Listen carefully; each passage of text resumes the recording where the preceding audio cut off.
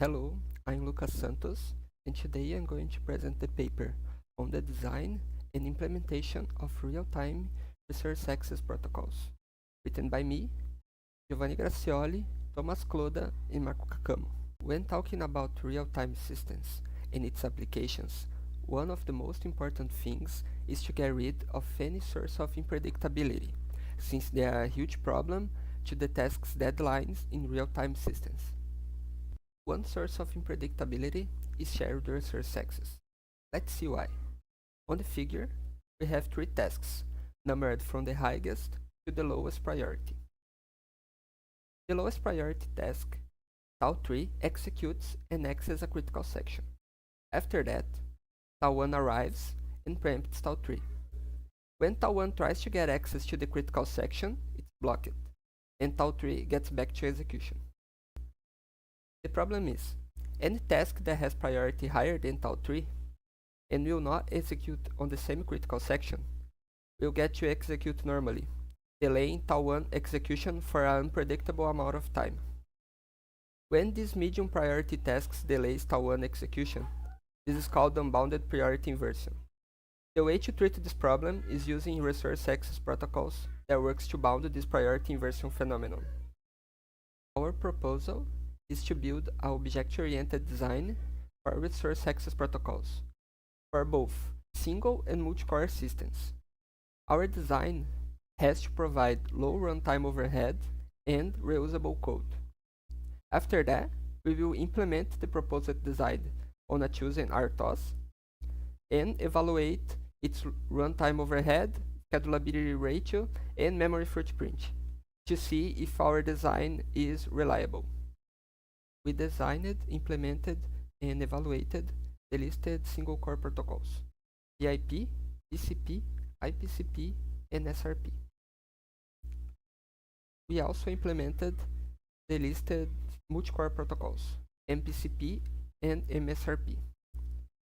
This list of protocols gives us many comparisons. We can compare the ceilings protocols against each other. We can compare the single core against the multi-core protocols, and we can also compare the protocols that use fixed against dynamic scheduling algorithms. So first, the design. This is our UML class diagram. We have the synchronizer base class that implements atomic operations like bus blocking. We have the synchronizer common class. It has a chip parameter to choose between FCFS queue and a ranked by priority queue. This is used to store the tasks that are blocked in the semaphore. The semaphore class implements the class key semaphore. Semaphore RT implements some real-time operations that's used by all the semaphores implementations that we did. It has some operations like setting the owner of the semaphore and getting its priority to store it. The semaphore PIP protocol is implemented by the semaphore PIP class. We also have this semaphore ceiling class, which implements methods to set and get the ceiling. So the PCP, IPCP, and SRP inherits from the semaphore ceiling because often uses the ceiling. Even SRP, there is a dynamic. It also uses a ceiling. It has a system ceiling, so we make it inherit from the semaphore ceiling. And lastly, the multi-core protocols. The semaphore MPCP inherits from IPCP because when MPCP is guarding a local critical section, it should behave equal to the IPCP. What is a local critical section? When a critical section, a resource, is only accessed by tasks from the same core, we call it a local critical section. When a resource can be accessed from tasks from any core, we call it a global critical section. So this T parameter here also chooses between a global or local critical section to be guarded by MPCP. If we pass false, this works exactly equal IPCP. And we have also the semaphore MSRP. It inherits from semaphore SRP because it uses kind of the same principle. And he's also responsible for all these T parameters here because semaphore MSRP has a peculiarity because it has to use FCFS QE to rank the tasks. So we pass this T parameter here, we pass false, so we keep passing false all the way into here, so the synchronizer common class chooses to use FCFS QE instead of a ranked by priority QE.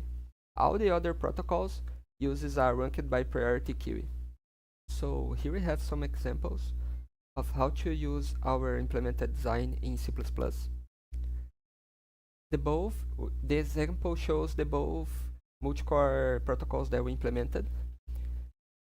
Both pass through here.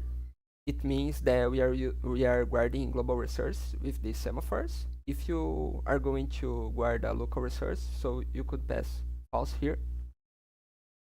And semaphore MPCP receives two parameters, the value, which is the standard parameter for the semaphore, and the ceiling that works for the local resources. It's a local ceiling for the MPCP. If you are guarding a global resource, you can hide this parameter, you don't need to pass it. The MSRP semaphore is a bit different. It works under dynamic scheduling, so we have to pass a task container, so it can have reference to keep updating its system ceiling. We also have to pass the task amount, and we pass the levels container, which is a fixed parameter, it's a static, so we can choose between which task is going to enter the critical section first. This level is actually what's compared to the system ceiling, and the value with the traditional parameter. So, focusing on our contribution, we want to evaluate the memory footprint, the runtime overhead, and the scalability ratio. This is the evaluation setup that we choose that provides us ways of doing it. We choose that Apples has the operating system because it's a real-time operating system with low runtime overhead, and also it's written in C, which will help us to achieve that. And we use GCC and ObjectDump especially to measure the memory footprint. So this is the memory footprint in bytes for our implementation. In the left, you can see the class that we implemented. The memory footprint was split in 3 sections. The code, which is the size of the code sections for the functions like P and V operations. The data that has the attributes for the classes, and static data, which has the static attributes. The total memory consumption column, you can see the sum of, for each protocol, you can see the sum of code data and static data, plus the class it has inherited from. Here you can see the lines of code, on which we can see that it has kind of a relation with the total memory consumption. With more lines of code, you have more memory consumption. For the runtime overhead, this is the application parameters that we used. We used tasks with periods of 50 milliseconds, computation time of 1 millisecond, and we did 100 iterations to take the average of the runtime overhead. In the tests, we varied the number of tasks. For the single core, we did it from 1 to 20 tasks, and on multi-core, we did it from 1 to 8 tasks. Each task in multi-core, each task was in a different core. And we varied the scheduling algorithms. The protocols that used fixed scheduling algorithms used RM, and the dynamic used EDF. And we used the partitioned versions for each algorithm in the multi-core protocols. Here we can see the runtime overhead. In the x-axis, we have the number of threads. In the y-axis, we have the runtime overhead in nanoseconds. Inside the measurement of each overhead operation, we have the correspondent P or V operation overhead, and we have the sleep operation for the P operation, and we have the wake up operation for the V operation, also accounted in, and we have the time of context switch for the OS also measured, and inside of each of these overhead measures. In this section, we can see that the ceiling protocols has pretty much the same value in average, and we can also see the MPCP has the same value than IPCP when working on local critical sections. We can also see the SRPP has higher overhead than the ceilings protocols. Here on this section, we can see the MSRPP has the same value than the other protocols V operations, except for the SRPV, which has even higher overhead.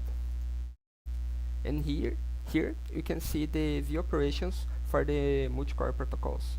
We can see the MPCP-V has the same value than IPCP-V again when working on local critical sections. With this graph, you can see on average that the multi-core protocols have higher overhead than the single core, and we can also see that the dynamic protocols have higher overhead normally than the single core protocols.